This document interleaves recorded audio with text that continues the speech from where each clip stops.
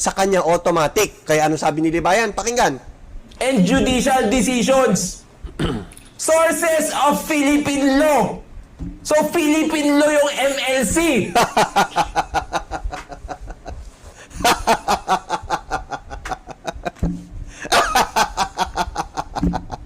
Ganyan ka kabobo, Libayan. Nakita mo yung kabobohan mo, panoorin mo ito ulit at panoorin mo ako. Libayan, panoorin mo ulit at panoorin mo ako. Ganyan ka katanga.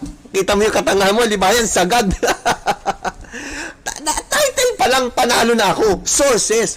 Ngayon, yung binasa niya, yung convention daw ay sources ng batas, yan ay Philippine law. Bobo.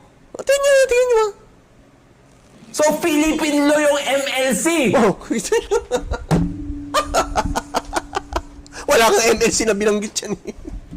Sabi dyan, treaty, convention,